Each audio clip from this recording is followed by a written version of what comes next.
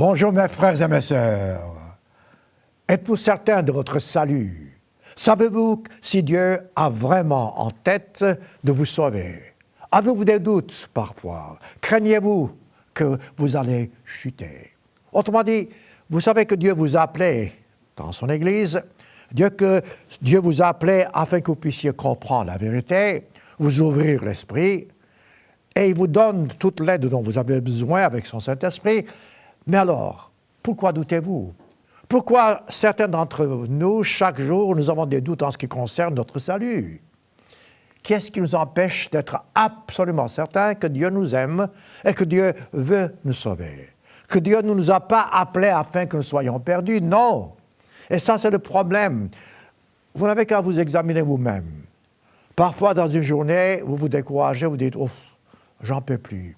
Et puis, vous perdez confiance en Dieu, vous pensez que Dieu ne vous aime plus et que Dieu n'est pas là pour vous sauver. En réalité, c'est le contraire. Dieu est là, toujours à vos côtés, mais parfois vous avez les yeux fermés. Vous ne voyez pas la présence de Dieu. Si chacun de nous pouvions faire un effort pour voir toujours la présence de Dieu, nous n'aurions pas de doutes en ce qui concerne notre salut.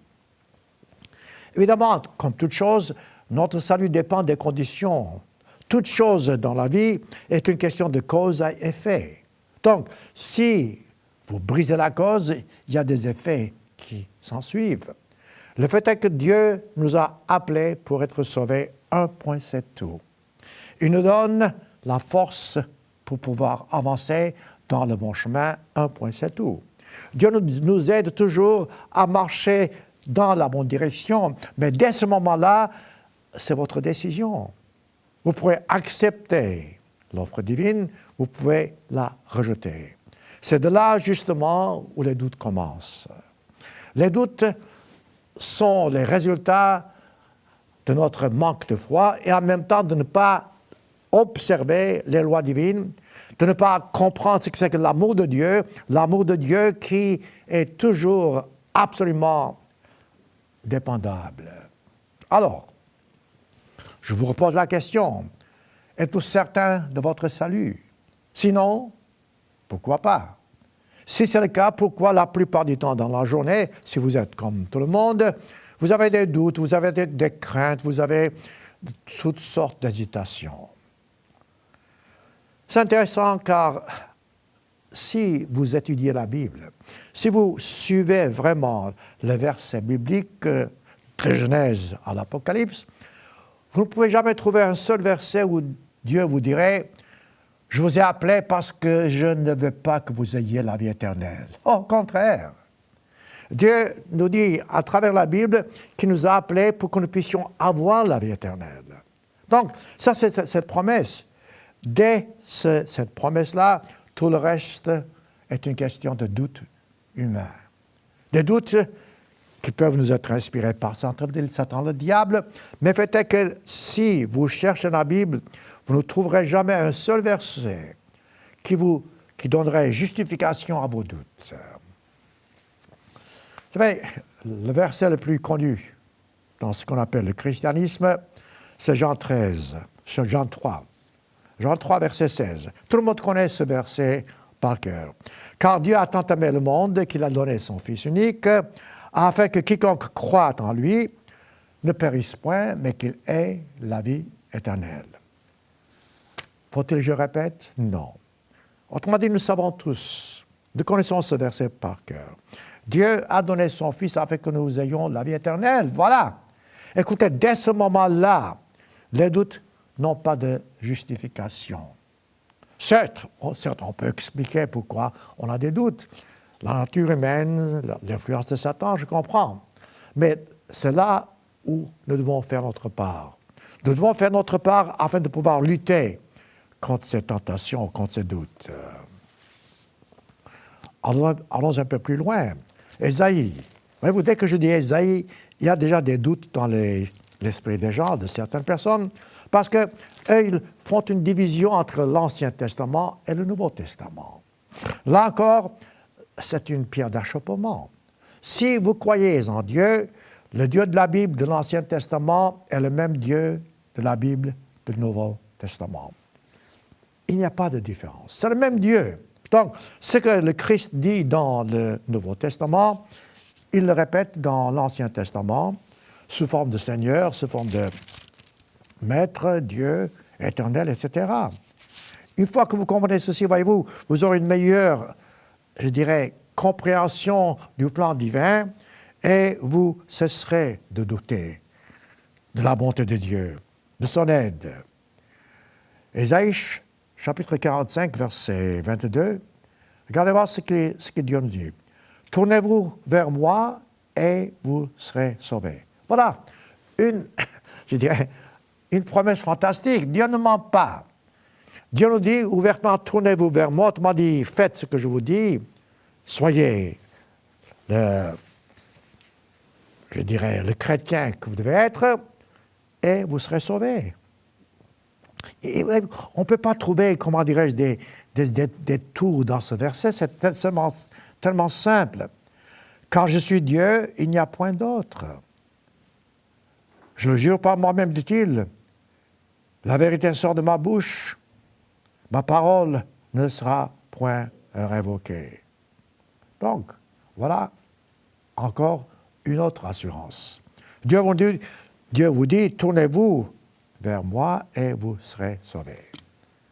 Pourquoi douter de votre salut? Oui, mais les gens diront, ce Dieu de l'Ancien Testament, évidemment, c'était pour les Juifs et ainsi de suite. Mais voyez-vous, ce sont des petites excuses, ou bien de grandes excuses. Le fait est qu'il n'y a qu'un seul Dieu. Ce Dieu, c'est lui qui a inspiré l'Ancien Testament et le Nouveau Testament. Ce sont ces commandements qui apparaissent et dans l'Ancien Testament et dans le Nouveau Testament. Cette division est ce qui nous fait douter de Dieu, de la bonté de Dieu, de l'amour de Dieu, du caractère de Dieu. Dieu ne change pas, c'est ce que la Bible dit à travers les écrits des apôtres, c'est ce que le Christ a dit. Ésaïe 45, nous avons vu. Maintenant, revenons au Nouveau Testament, Hébreu. Regardez voir encore une autre assurance.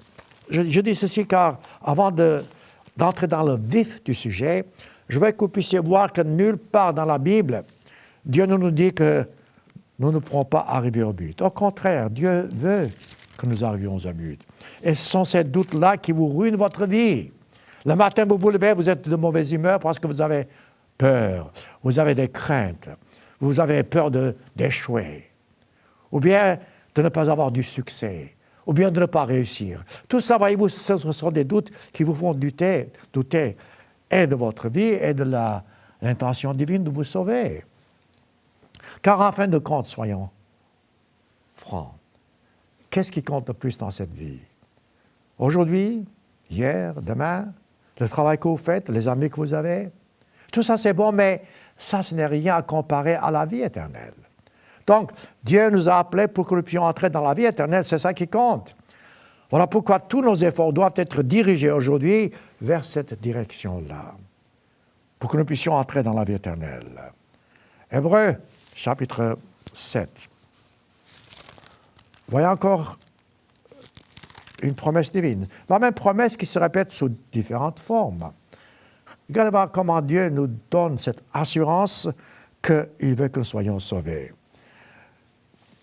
Hébreux chapitre 7, verset 25. C'est aussi pour cela, dit-il, Dieu peut sauver parfaitement, étant toujours vivant pour intercéder en votre faveur, en faveur de leurs saints. Regardez voir. Dieu, le Christ, le vivant, il intercède en votre faveur, en ma faveur, pour que nous puissions être sauvés. Alors, qu'est-ce que vous voulez encore comme preuve?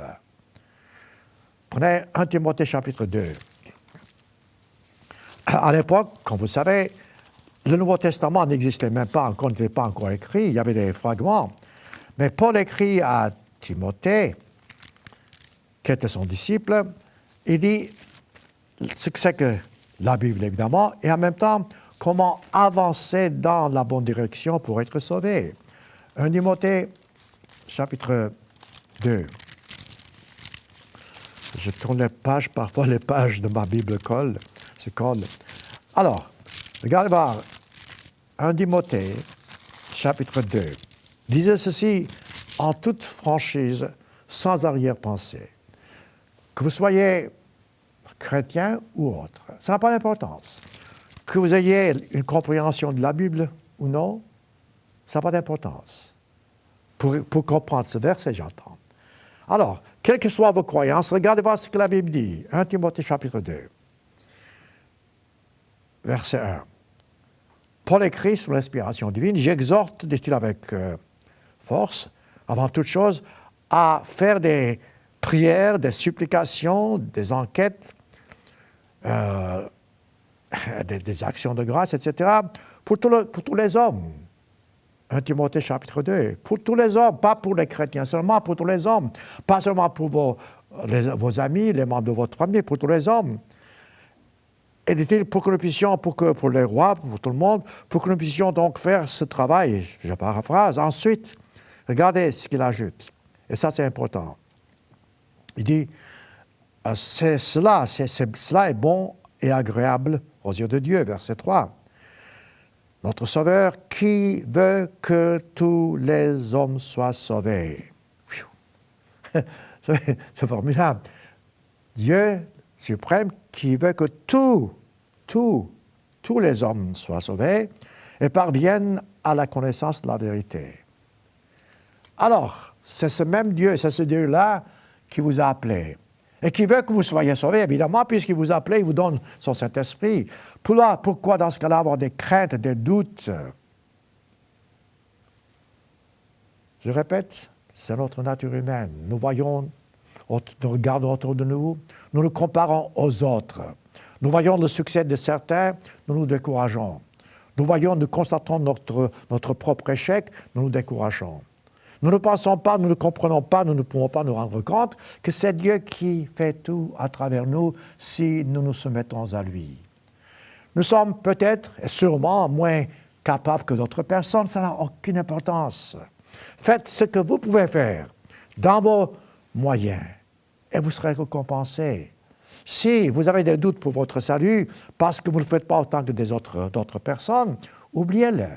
Dieu les a appelés selon leurs capacités. Dieu vous appelle selon vos capacités. Et il veut que vous puissiez faire votre part. C'est ça, la vérité. Vous ne pouvez pas faire ce que je fais, je ne peux pas faire ce que vous pouvez faire ou ce que vous faites. Mais chacun a reçu selon sa capacité. Et si nous faisons notre part, si nous obéissons à Dieu, nous devons avoir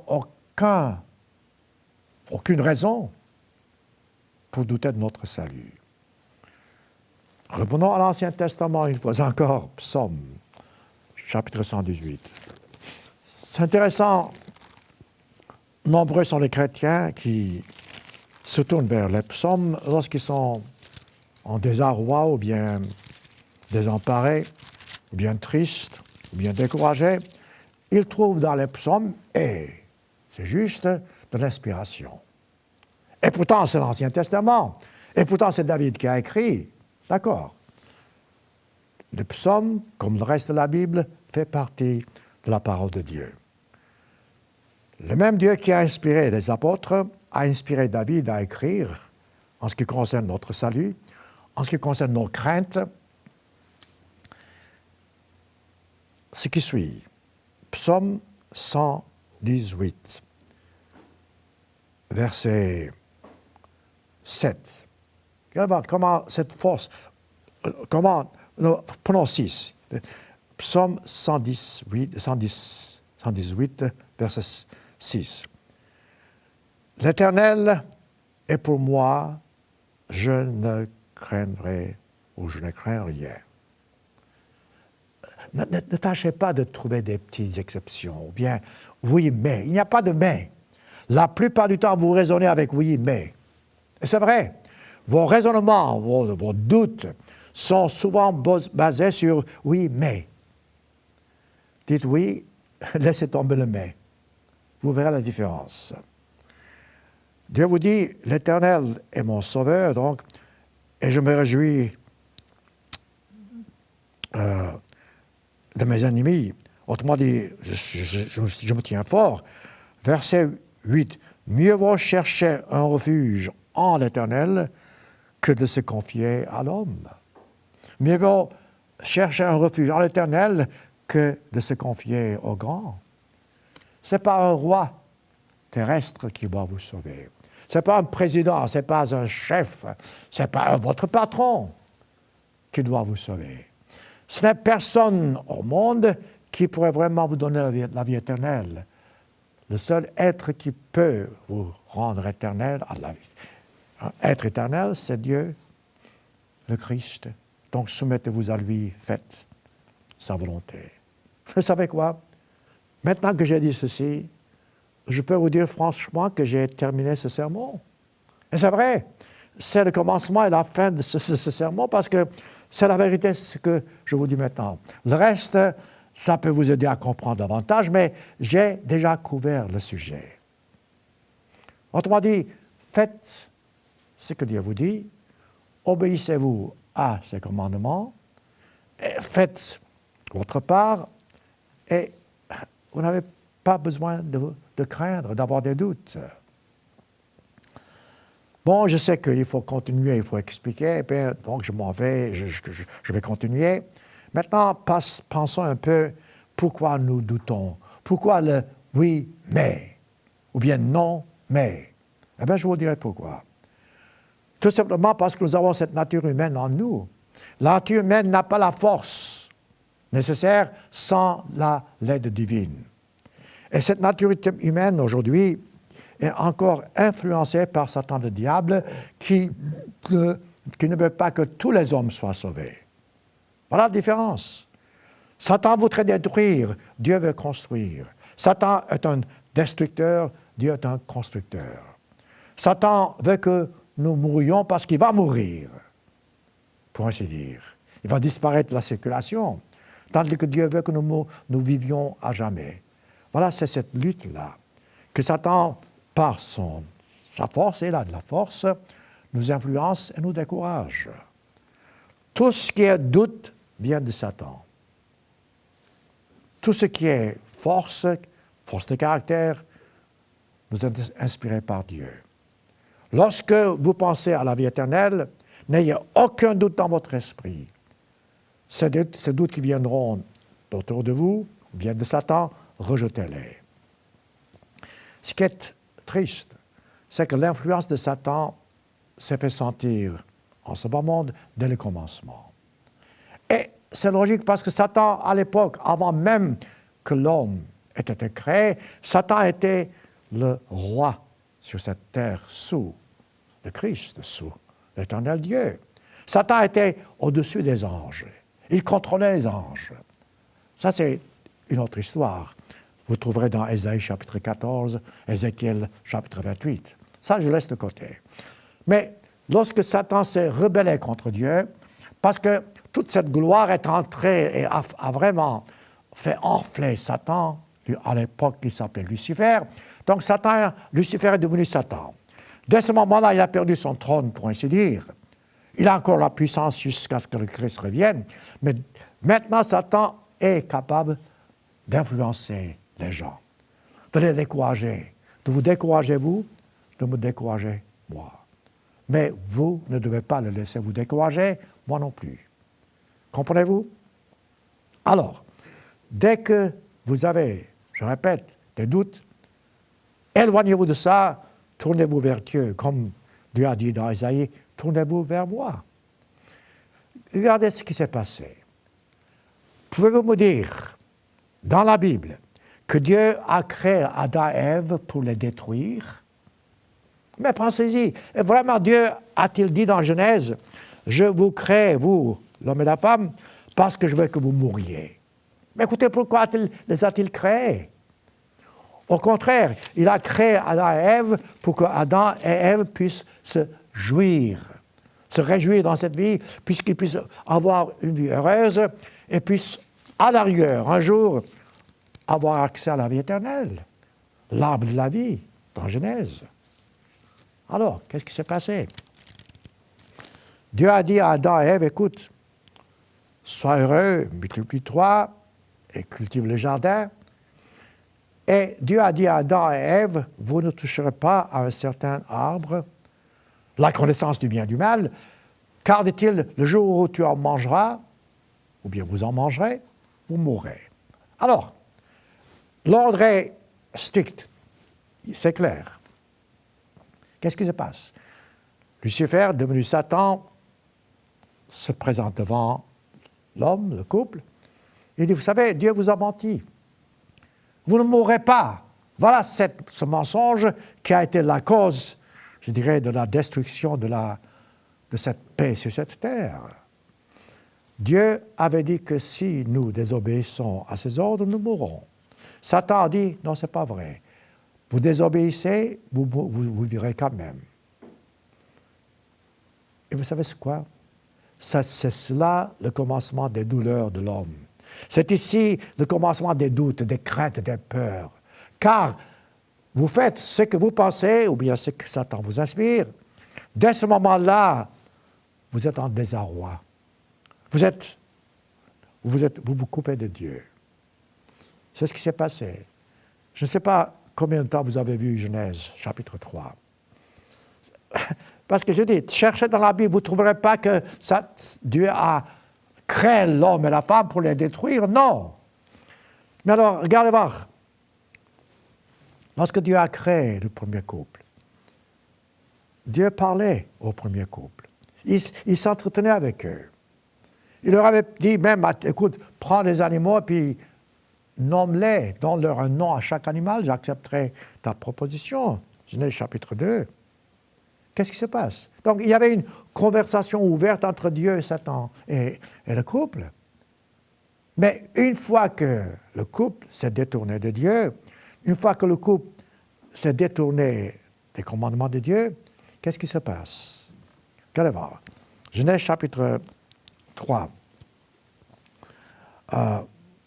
Dieu appelle Adam, verset 7, lorsqu'ils ont mangé du fruit défendu, les yeux se sont ouverts, ils avaient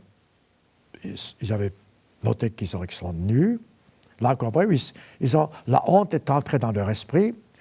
Ensuite, l'Éternel les a appelés et ils voulaient se cacher loin de la face de l'Éternel. Verset 9, Genèse chapitre 3, verset 9, l'Éternel Dieu appela l'homme et lui dit, « Où es-tu? » Et il dit, « J'ai eu peur parce que je suis nu. » Étrange. Il n'avait pas peur avant lorsqu'il parlait à Dieu. Pourquoi il a eu peur maintenant? Pourquoi tout d'un coup il s'est rendu de cette nudité dont il parle? J'en parlerai plus tard. Mais le fait est que, voyez-vous, ici, il a transgressé la loi divine et la peur. Donc, la crainte commence dès que vous transgressez la loi divine. Et Dieu, évidemment, a dit, tu as eu peur parce que tu as mangé du fruit défendu, et ainsi de suite. Voilà. Voyez-vous, cette histoire peut être la vôtre et la mienne. C'est exactement ce qui se passe dans notre vie. Un jour, nous avons peur. Pourquoi? Parce que nous avons transgressé des lois divines. Parce que nous avons commis des actes qui n'auraient pas dû être commis, et ainsi de suite. Ou dit des choses qui n'auraient pas dû être dites, et ainsi de suite. Voilà. C'est simple et c'est difficile, car c'est cette nature humaine sous l'influence de Satan. Mais continuons. Avec Adam et Ève, nous avons vu que la désobéissance a entraîné la mort. Qu'est-ce qui se passe? Après, Dieu a choisi une nation. Une nation afin que cette nation prenne la place d'Adam et d'Ève, pour ainsi dire, qu'ils puissent lui obéir. Il a dit à cette nation, Israël, vous m'obéissez et vous serez bénis. Je vous donnerai tout ce dont vous avez besoin. Vous n'aurez besoin de rien, car je vous protégerai. Je paraphrase maintenant. Vous n'avez qu'à voir, par exemple, dans Deutéronome chapitre 28. Il a dit, je vous donnerai tout ce dont vous avez besoin. Le succès face à vos ennemis. La bonne récolte, l'abondance. Vous serez dans l'abondance. Vous serez au-dessus de toutes les nations. Tout ça, mes amis, c'est dans la Bible. Deutéronome 28, lisez-les. Lévitique 26, lisez-les. Alors, vous avez toutes ces promesses. Qu'est-ce que Dieu voulait? Il voulait que les Israélites se perdent? Non. Au contraire, il voulait qu'ils soient donc supérieurs aux autres. Qu'est-ce qui se passe? Parce que Dieu avait dit, si le jour où vous vous détournez de moi, c'est le contraire qui va se passer. Vous serez maudits, vous perdrez tout. Et c'est ce qui s'est passé. Pourquoi? Parce qu'ils ont suivi le même chemin que Adam et Ève. Parce qu'ils ont désobéi à Dieu. Notez dans Exode chapitre 20. C'est très intéressant, car lorsque je dis Exode 20, la première idée dans l'esprit des gens, je répète, d'une façon générale, oh, voilà encore l'Ancien Testament. Voilà encore les 10 commandements. Eh bien, mes amis, mes frères et mes sœurs, l'Ancien Testament fait partie du Nouveau Testament. Les 10 commandements sont toujours valables aujourd'hui. Ce sont les mêmes commandements que le Christ a proclamés, c'est normal parce que c'est lui qui a donné. Dans ces 10 commandements, Dieu nous dit exactement de la conduite humaine vis-à-vis de Dieu et la conduite humaine vis-à-vis les uns des autres. Alors, je reviens à ma première question. Trouvez-moi dans la Bible un seul verset où Dieu dira « J'ai choisi une nation pour les faire mourir ». Vous ne trouverez pas ça. Au contraire, lorsque Dieu a choisi cette première nation, prenons Exode chapitre 14, Dieu a fait 10 miracles pour montrer aux gens qu'il allait les faire sortir d'Égypte, car cette nation qu'il avait choisie, les Israélites, était malheureux en Égypte. Ils gémissaient, ils demandaient à Dieu, écoute Dieu, aide-nous à sortir d'Égypte. Dieu les a fait sortir d'Égypte. C'est votre histoire, c'est la mienne. Nous prions, Dieu aide-nous, Dieu nous aide. Et pour montrer aux Israélites qu'il entendait ce qu'ils disaient, il a montré 10 miracles fantastiques.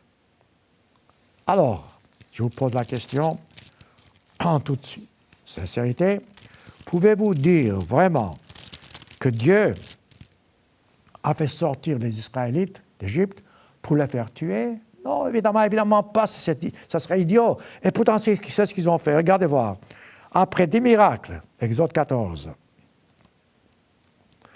verset 10, lorsque les Israélites sortent d'Égypte, lorsqu'ils voient Pharaon, verset 10, Exode 14, verset 10, qui marche derrière eux, les enfants d'Israël, verset 14, verset 11, eurent peur. Pourquoi? Ils avaient la frayeur. Pourquoi s'effrayer? Dieu les avait-il fait sortir d'Égypte pour les faire mourir? Pas du tout. Mais regardez ce qui se passe. Ils ont peur et commencent à blâmer Dieu. Ils disent, verset 11, n'y avait-il pas des sépulcres en Égypte, sans qu'il fût nécessaire pour que nous mourions ici au désert? Que nous as-tu fait? Ils blâment Moïse. Ils blâment Dieu. Ils disent, que nous as-tu fait, dit-il, en nous faisant sortir d'Égypte? Laisse-nous servir. 12, regardez voir ça. Laisse-nous servir les Égyptiens, car nous aimons mieux servir les Égyptiens que de mourir au désert. Incroyable. Qui est-ce qui avait dit que Dieu l'avait fait sortir d'Égypte pour mourir dans le désert? En Égypte, ils souffraient, ils criaient du secours. Maintenant que le secours est venu, il dit, on va retourner en arrière. Commencez-vous à comprendre la source des doutes, la source des craintes. Là, ils avaient peur parce qu'ils avaient désobéi à Dieu, ils ne font pas ce que Dieu dit. La même chose lorsque les 10 commandements sont venus, Exode chapitre 20, comme je dis. Regardez voir, Dieu donne dans 10 commandements la voie à suivre. Il dit comment avoir des rapports comme il faut avec Dieu et comment avoir des rapports les uns avec les autres en ce qui concerne les êtres humains. Si Dieu vous parlait ainsi, qu'est-ce que vous diriez? Je vous pose la question. Si vous entendiez, mettons, la voix de l'Éternel, si c'était possible, en disant, écoute mon ami, voilà ce que tu dois faire, voilà les 10 commandements, qu'est-ce que vous feriez? Exode 20. 18, verset 18. Tout le peuple entendit les 10 commandements dont je vous parle. Entendit les tonnerres par le son de l'Éternel, parce que c'est comme ça que la voix puissante se manifestait. À ce spectacle, dis donc, le peuple tremblait, et c'est normal. Et se tenait donc dans l'étonnement, dans l'éloignement.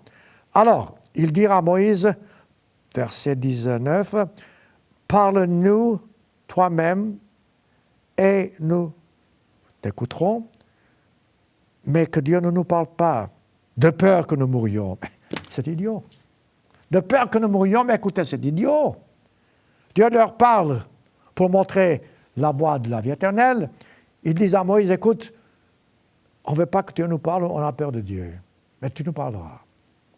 Et puis après, ils ont fait une promesse qui n'était pas juste, ils ont dit, on nous écouterons. Non, ils n'ont pas écouté. Vous connaissez le reste. Ils ont souffert et ils sont morts dans le désert. Dieu ne les avait pas fait sortir d'Égypte pour qu'ils meurent dans le désert. Mais ils sont morts dans le désert parce qu'ils sont détournés de Dieu. Commencez-vous à comprendre. L'obéissance à Dieu vous met sur le chemin de la confiance, de l'amour, du respect les uns envers les autres. L'obéissance aux lois divines vous donne la paix d'esprit.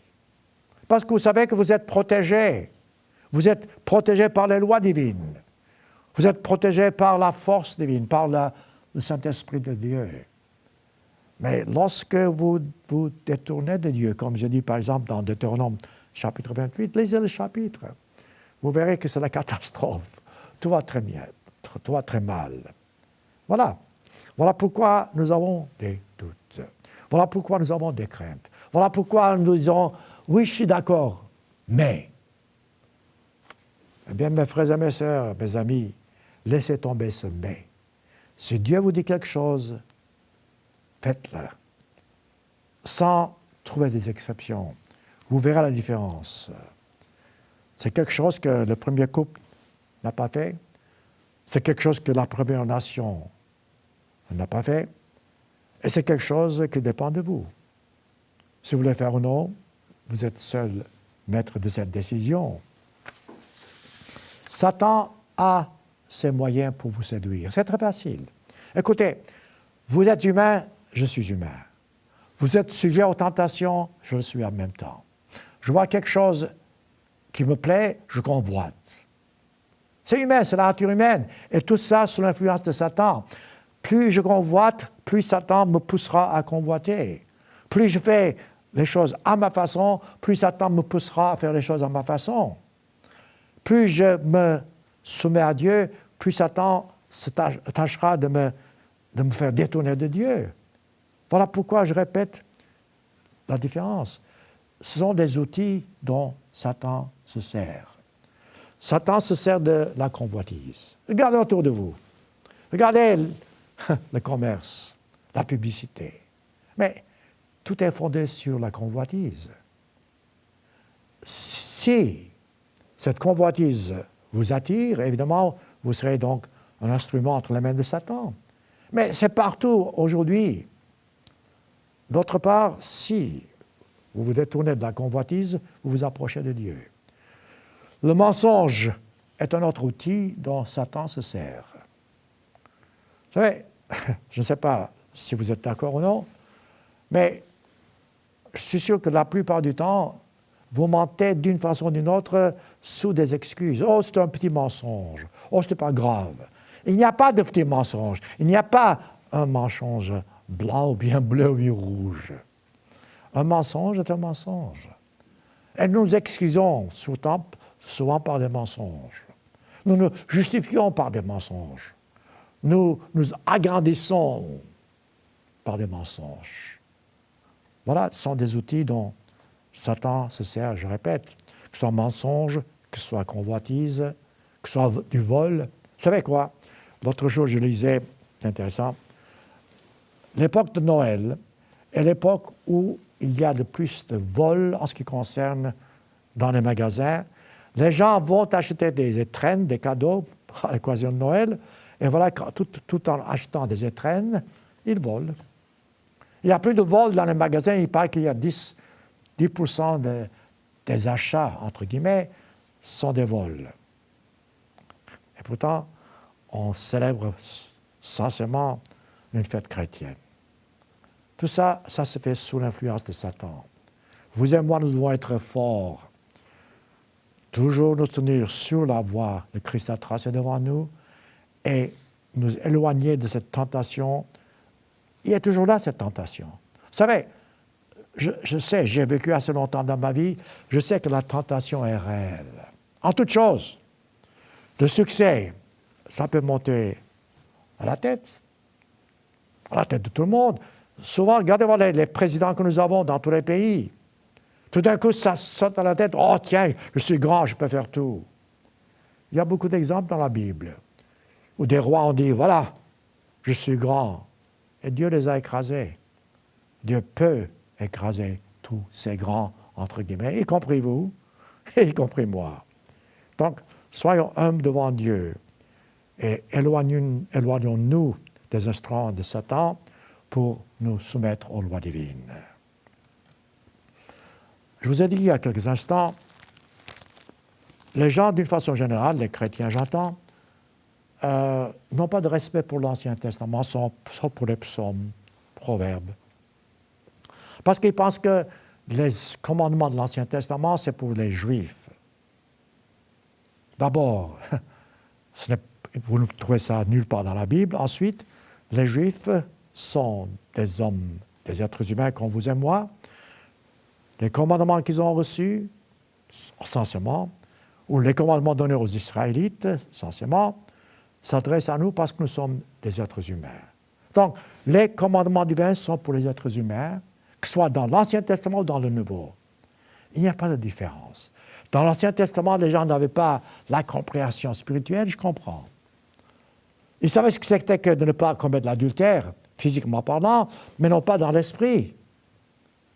Dans le Nouveau Testament, le Christ, par son esprit, nous dit la différence entre l'adultère physique et l'adultère spirituel. De même, entre un mensonge physique et un mensonge spirituel. De même, entre un vol physique et un vol spirituel, ainsi de suite. Autrement dit, on cherche toujours des excuses. Le fait est que la seule différence, je répète, entre les écrits de l'Ancien Testament et ceux du Nouveau Testament, c'est que le Nouveau Testament met l'accent sur le côté spirituel de la lettre, sans pour autant éliminer le côté physique. Une fois que vous avez compris cette vérité, vous êtes absolument sur le bon chemin. La loi est la loi dans l'Ancien Testament et dans le Nouveau. La seule différence, c'est que le Nouveau met l'accent en même temps, je dis bien en même temps, sur l'esprit de la loi. Mes frères et mes sœurs, si vous n'avez rien compris de ce sermon, sauf ce passage, ça vaut déjà la peine. Je répète, la seule différence entre les lois de l'Ancien Testament et du Nouveau Testament, c'est que le Nouveau Testament, sans détruire le principe ou la lettre de la loi, y ajoute l'esprit de la loi, c'est-à-dire le respect spirituel des commandements. Dans Jérémie chapitre 9, il y a un passage qui est vraiment, à mon avis, extrêmement encourageant, car, comme le Christ a dit, il est venu pour que tous soient sauvés. Le même Christ parle à travers le prophète Jérémie. Il dit la même chose d'une façon différente, car, voyez-vous, en ce moment, nous nous glorifions de ce que nous avons, parfois du peu que nous avons, et parfois nous sommes tellement, comment dirais-je, pleins de vanité, que nous perdons le sens même des enseignements bibliques.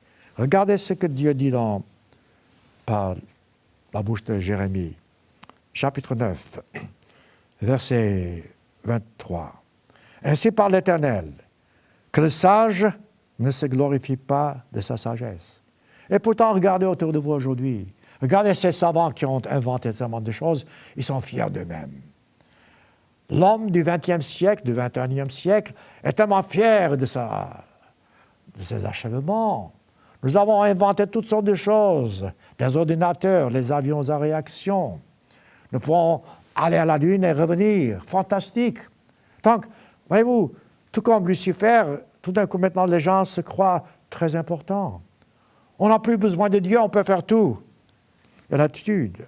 Dieu dit que le sage, c'est-à-dire sage, celui qui a l'intelligence, ne se glorifie point de sa sagesse, que le fort ne se glorifie pas de sa force. Là encore, une nation forte aujourd'hui veut dominer les autres. Cette force n'est rien, vous perdez tout. Que le riche ne se glorifie point de sa richesse.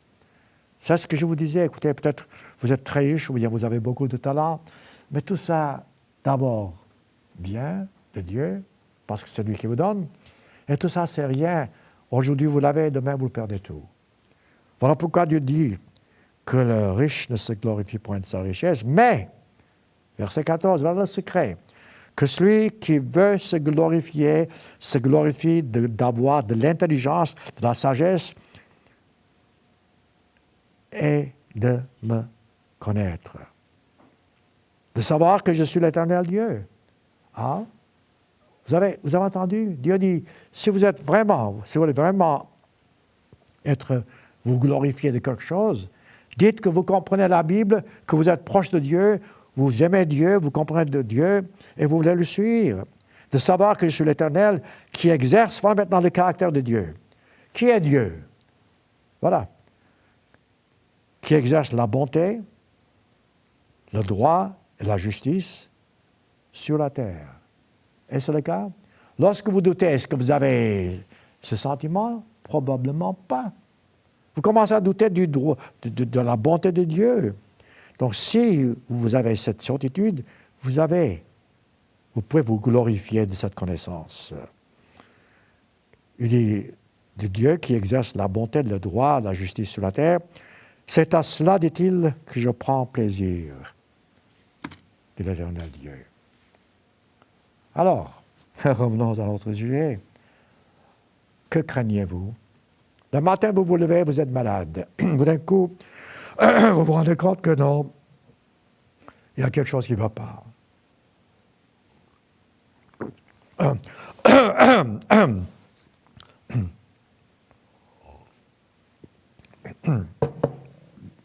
Vous allez voir peut-être un médecin et vous apprenez que vous êtes gravement malade. Bon. Ou bien alors, vous vous levez le matin, vous allez travailler, vous revenez, vous avez perdu votre travail. Triste. Ou bien vous avez une famille brisée. Ou bien vous avez une tragédie. Toutes ces choses-là sont réelles. Ça peut arriver. Alors, quand ces choses arrivent, commencez à douter de Dieu, de celui qui est toute bonté, toute sagesse, toute justice, qui vous a appelé pour que vous soyez sauvés. Est-ce que vous mettez l'accent sur cette tragédie ou ces inconvénients, plutôt que de dire « Dieu m'a promis de me sauver. Dieu me donne toute la force dont j'ai besoin. Je n'aurai pas crainte, comme David le dit, de qui que ce soit. Je reste fidèle à Dieu et je sais qu'il trouvera et me montrera à trouver le moyen d'en sortir. » Vous savez, dès que vous entrez dans cette vérité, vous avez la force. L'autre jour, quelqu'un me dit, écoutez, pourquoi est-ce que les gens que Dieu aime meurent? Écoutez, c'est ridicule. Dès le commencement, des gens que Dieu aimait sont morts et ils mourront encore. La mort n'est que quelque chose de physique sur cette terre. Nous mourrons, nous ouvrons les yeux, nous sommes dans le royaume de Dieu si nous sommes appelés et si nous faisons notre part. Donc, ça, ce n'est pas des excuses. Le fait est que si nous avons les yeux sur la vérité, sur le principe même de notre appel, ça sera un monde tout à fait différent. Nous aurons la paix d'esprit, vous savez. La plupart du temps, nous n'avons pas la paix d'esprit parce que nous dirigeons notre attention sur des choses qui sont passagères. Vous savez, pour moi, c'est tellement intéressant de voir la façon dont les gens raisonnent aujourd'hui. Nous avons vu dans la Bible qu'il y a un seul Dieu. Où est ce Dieu? Ce Dieu est dans l'Ancien Testament et dans le Nouveau. Nous avons vu, et nous voyons dans la Bible, qu'il y a une seule Église. Notez-le. Si vous êtes chrétien, vous devez croire aux paroles de Christ qui ne ment pas, l'Éternel Dieu qui ne ment pas. Regardez ce que le Christ a dit à ses apôtres. Matthieu chapitre 16. Il s'entretenait avec les apôtres parce que tout le monde se demandait qui est le Christ. Il a dit aux gens, écoutez, que disent les gens que je suis? Matthieu 16.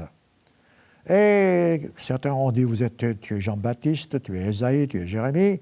Et le Christ a dit, mais vous, aux disciples, qui êtes-vous que je suis? Et l'apôtre Pierre, verset 16, a dit, tu es le Christ, le Fils du Dieu vivant, Matthieu 16, 16. Et le Christ a dit, écoute, c'est la vérité de ce que tu dis, j'apprends après. Il dit, ce n'est pas la chair que t'a élevé cette vérité, c'est Dieu.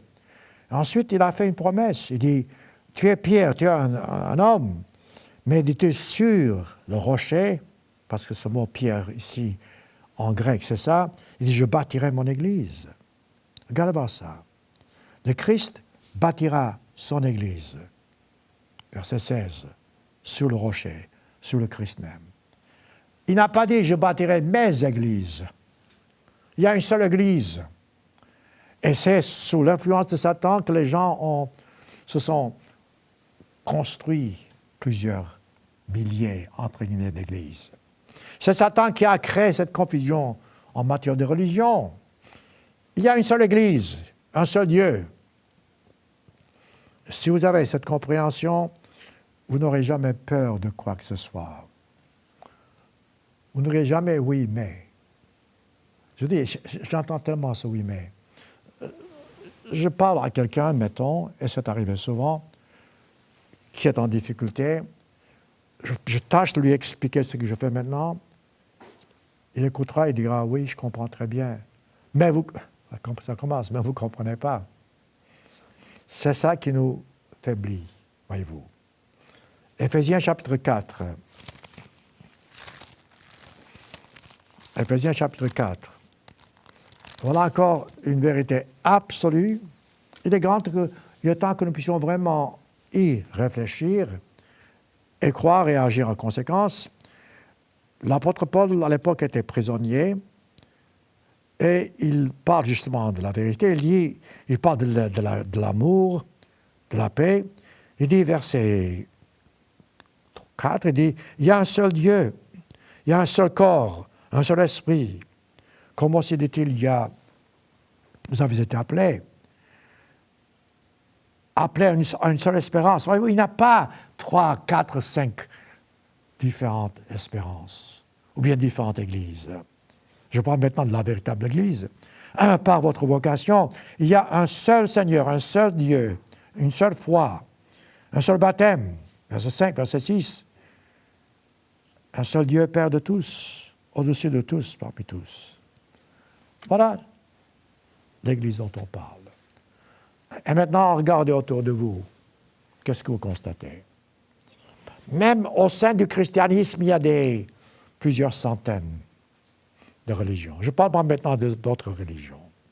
Et ensuite, même parmi ceux qui croient en Dieu et qui obéissent à Dieu sincèrement, il y a des divisions. Pourquoi? Parce que Satan veut diviser. Satan veut faire exactement ce qu'il a fait avec Adam. Mettre du doute dans l'esprit de l'être humain, dans le vôtre, dans le mien. Satan veut absolument détruire ce que Dieu veut construire. La voie de Satan, c'est la crainte et le doute. La voie de Dieu, c'est la foi et la certitude et le courage. Une fois que vous comprenez ceci, vous verrez que les églises dont la Bible parle, c'est-à-dire dans l'Apocalypse, parce que là, les gens m'ont parlé. Il y a cette église dans l'Apocalypse. Non, il n'y a pas cette église dans l'Apocalypse. En ce moment, il y a des milliers d'églises, si vous voulez. Mais dans l'Apocalypse, dans la Bible, il y a une seule église. L'église de Dieu, la véritable. Et cette église de Dieu, à travers des siècles, a passé par des stades ou bien attitudes.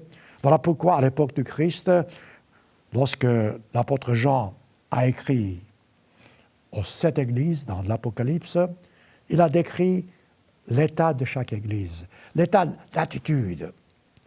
Mais c'est toujours l'église de Dieu.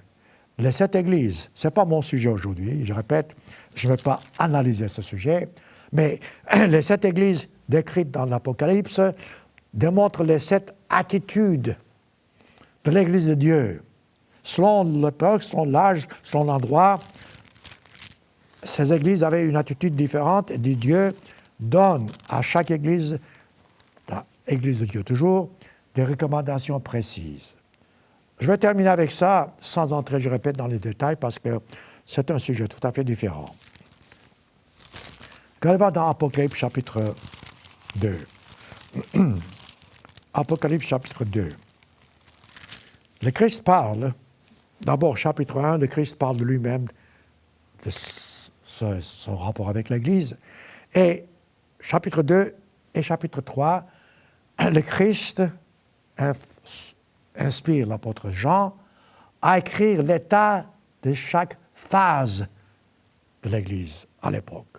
Et ces phases existent encore aujourd'hui. Autrement dit, cette attitude, cette disposition existe aujourd'hui en chacun de nous. Regardez voir, je prendrai juste, je dis, pas en détail, mais en gros, le message que le Christ donne aux 7 églises de Dieu. Chacune de ces phases est une église de Dieu. Ce n'est pas une église païenne. Mais des individus qui en font partie se sont détournés de Dieu dans certains cas. Dieu les dit, écoute, voilà où tu as commis une faute, reviens à moi. C'est toujours un rappel de retour. Revenez, revenez, changez. C'est le message que vous trouvez dans Apocalypse 2 et 3.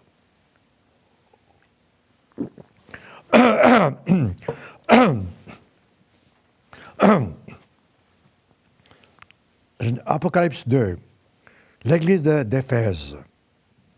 C'est intéressant, là encore, je dis, ce n'est pas mon sujet. Mais chaque fois, à chaque église, prenez le temps, chaque fois le Christ se présente sous un nom différent. Sous une forme, si je puis dire, différente. Par exemple, à l'église d'Éphèse, il dit, « Voici celui qui tient les 7 étoiles dans sa main droite. Celui qui marche au milieu des 7 chandeliers. » C'est vrai pour toutes les églises, les autres églises, les 7 églises, mais le Christ ne dit pas ça aux autres églises. Il se présente à l'église d'Éphèse sous cette forme. Ensuite, il leur dit ce qu'ils ont fait de bien, mais ensuite il dit, voilà maintenant le reproche. Voilà où vous avez vraiment failli. Verset 4, j'ai dit, voilà ce que j'ai contre toi, tu as perdu ton premier amour. Voilà une phase. Certains dans l'Église ont perdu leur premier amour. Le Christ, le dévouement. Le moment de Christ les a appelés, vous a appelés. Quelle a été votre réaction? Vous étiez enchanté, non, parce que vous avez découvert la vérité. Qu'est-ce qui se passe? Quelque chose, lors du chemin, sous l'influence de Satan, ou bien par vos convoitises, vous détourne de votre enthousiasme et vous avez perdu votre premier amour. Voilà donc une leçon à apprendre lorsque vous lisez le message à Éphèse, l'église d'Éphèse. Ensuite, mais à chaque église, le Christ dit aussi la même chose. Par exemple, ici, à l'église d'Éphèse, il dit, verset 7, verset 8, « À celui qui vaincra, je donnerai. » Ensuite, la récompense varie un peu, mais il y a une récompense à chaque phase et il y a une condition principale, vaincre. Partout dans tous ces messages, à celui qui vaincra, à celui qui vaincra. Bon, prenez la deuxième église ici, l'église de Smyrne. Oui, il se présente ici d'une façon un peu différente, à nouveau. Il y a une raison pour ça. Un jour, peut-être j'en parlerai en détail. Il dit, voici, verset 8, Apocalypse 2. Voici, dit-il, ce que dit le premier et le dernier, celui qui était mort et qui est revenu à la vie. C'est une introduction différente, mais c'est le même Christ. Il se présente sous une forme différente. Et il donne la même chose. Il leur dit, il leur montre leurs problèmes, et il les met, il leur donne un avertissement. Vous n'avez qu'à lire le reste. Et ensuite, la récompense se présente sous une forme un peu différente, mais la conclusion est toujours la même. Verset 11, Apocalypse 2. Celui qui vaincra n'aura pas à souffrir la seconde mort. Une promesse, une récompense, sous une forme différente, mais quelles sont les conditions? Les mêmes. Vaincre. Lorsque vous avez vaincre, il n'y a pas de mais. Il n'y a pas de crainte. L'église de Pergame, verset 12, Apocalypse 2, il dit, il se présente, voici ce qu'il dit, celui qui a l'épée aiguë à deux tranchants. C'est le même Christ qui s'est présenté auparavant en disant, je suis le premier et le dernier. Et maintenant, il se présente, celui qui a l'épée aiguë de tranchant. Et ensuite, à nouveau, je ne vais pas entrer dans le détail, il leur montre leurs problèmes, leurs difficultés. Et il dit, écoute, change d'idée et tu auras une récompense. Et la récompense est présentée encore sous une autre forme. Il dit, repens-toi. Voilà la clé. Verset 16, repens-toi, change. Ensuite, la même conclusion à celui qui vaincra. Commencez-vous à comprendre. Dans tout ce que j'ai dit, dans tout ce aujourd'hui, ça doit vous montrer que Dieu veut que nous puissions réussir. Dieu veut que nous puissions arriver au but. Dieu veut que nous puissions vraiment être vainqueurs, être sauvés, être dans son royaume, et non pas nous détruire. Ensuite, au verset à l'église de Thyatire, verset 18, qu'allez voir, il se présente à nouveau sous une forme différente. Il dit, voici, dit-il, ce que dit le Fils de Dieu, celui qui a les yeux comme une flamme de feu et dont les pieds sont semblables à de l'airain ardent. Mais c'est le même Christ qui s'est présenté ailleurs sous une forme différente, mais maintenant, il y a des raisons pour ça, et je vous dis, vous n'avez qu'à étudier, mais le fait est que, voyez-vous, sans le besoin, il se présente sous une forme différente, et il leur dit à nouveau leur problème, par exemple, verset 20, voilà ce que j'ai contre toi, etc. Ensuite, en fin de compte, il revient toujours au même principe. À celui qui vaincra, verset 26. Et il montre maintenant la récompense sous une forme différente. C'est toujours le même Dieu, c'est toujours la même récompense, la vie éternelle, sous des angles, sous des postes différents. Il dit à celui qui vaincra, dit-il, et qui gardera jusqu'à la fin mes œuvres, dit-il, je donnerai autorité sur les nations. Il les pètera avec une verge de fer, autrement dit la force que ces gens auront. Et ensuite, dit-il, et je donnerai l'étoile du matin, l'autorité. Et la conclusion, toujours, à celui qui vaincra. Commencez-vous à comprendre. Prenons les trois phases qui restent encore, il y a cette Église. Prenons maintenant l'autre phase, la phase de ce qu'on appelle Sardes. Ça, c'est intéressant, car l'église de Sardes, à l'époque, c'était une église qui existait. C'était une église qui était presque morte. Les gens avaient perdu leur zèle. Ils étaient morts, comme le Christ appelle, et certains d'entre nous aujourd'hui sommes dans cette catégorie. Nous sommes appelés, nous sommes heureux lorsque tout va bien. Nous sommes chrétiens lorsque tout marche bien. Mais lorsque les choses se gâtent, je suis dans l'église, j'espère que Dieu va me sauver. Ce n'est pas ainsi que vous arriverez au salut. Ce n'est pas ainsi que le Christ a dit à celui qui vaincra. Vaincre ne demande pas hausser les épaules et dire « bon, j'espère que Dieu va me sauver ». C'est cette attitude que vous voyez. L'église de Sardes était des gens qui étaient presque morts. Et il se peut que ce soit votre cas aujourd'hui à vous. Il se peut que vous êtes vous-même, tu dis « oh ben, j'espère que Dieu va me sauver ». Lorsque vous avez des doutes, c'est cette attitude que vous avez. Et Dieu dit à nouveau « repens-toi ». Et il se présente à eux encore, regardez voir, d'une façon différente. Il dit, verset 1, chapitre 3, Apocalypse, « Voici, dit-il, celui qui a les 7 esprits de Dieu et les 7 étoiles. » Intéressant. C'est le même Christ qui se présente sous un angle différent, pour ainsi dire. Et il leur dit la même chose. Celui qui vaincra, verset 3, il faut en sortir, il faut changer. Il dit, il sera vêtu de vêtements, etc., la récompense. Ensuite, nous avons de sixième église ici, si vous voulez, l'église de Philadelphie. J'aurais voulu passer le temps, mais je pense que je n'ai pas le temps, mais lisez voir. Cette église de Philadelphie est celle qui reçoit le moins de reproches, mais il y a quand même des instructions. Il se présente à l'église de Dieu avec l'autorité.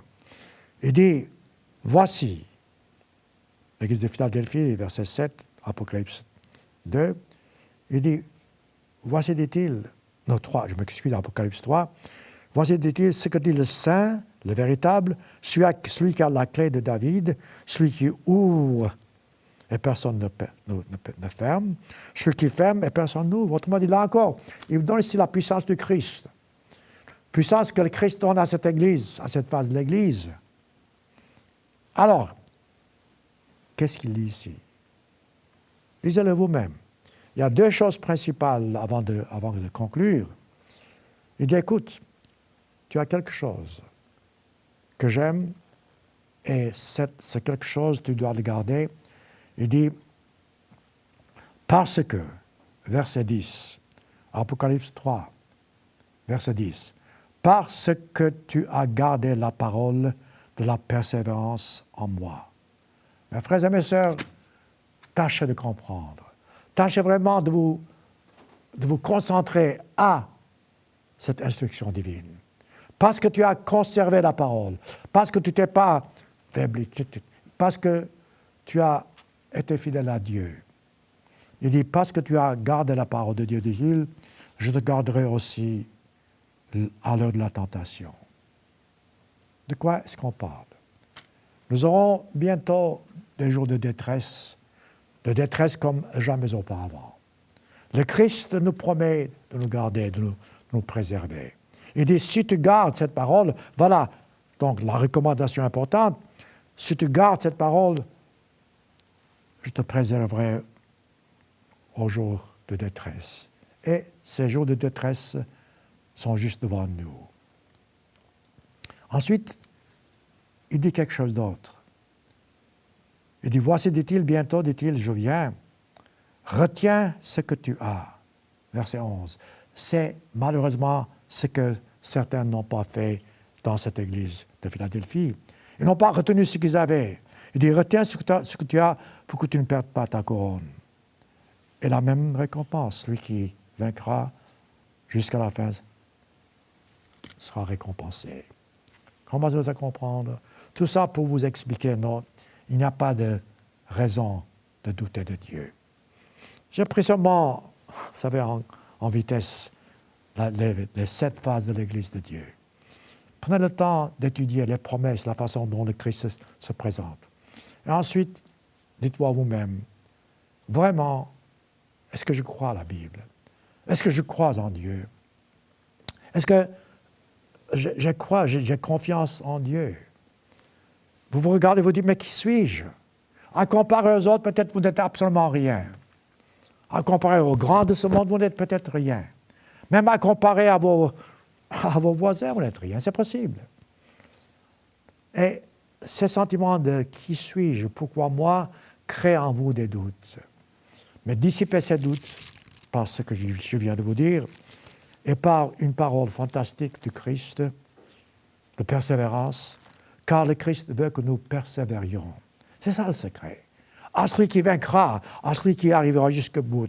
Donc ne vous découragez jamais. Persévérez, quoi qu'il arrive. Rappelez-vous ce que le Christ a dit à son Église. Vous, moi, les petits, nous qui sommes rien, nous qui ne sommes absolument rien. Le Christ dit dans Luc, chapitre 12, verset 32. Regardez cette phrase, Luc 12, 32. Ne crains point. Voyez-vous, cette phrase que nous avons vue au travers de ce sermon, Dieu a dit ne crains pas. Ne crains rien, ne crains point, dit-il, petit troupeau. Voyez-vous, il ne dit pas grand troupeau. Voilà vous et voilà moi. Ne crains point, petit troupeau, car votre Père trouve bon de vous donner le royaume. Voilà la promesse finale. Dieu veut que vous soyez sauvés. N'ayez pas de doute, mais faites votre part, obéissez à Dieu et soyez pleins de force, pleins de courage. La vie est belle, mais c'est vous qui en faites ce que vous en faites. Vous pouvez rendre cette vie merveilleuse malgré vos difficultés, malgré vos maladies, vos tristesses, car vos yeux seront sur le royaume de Dieu. Et Dieu vous a dit, c'est sa volonté de vous donner le royaume.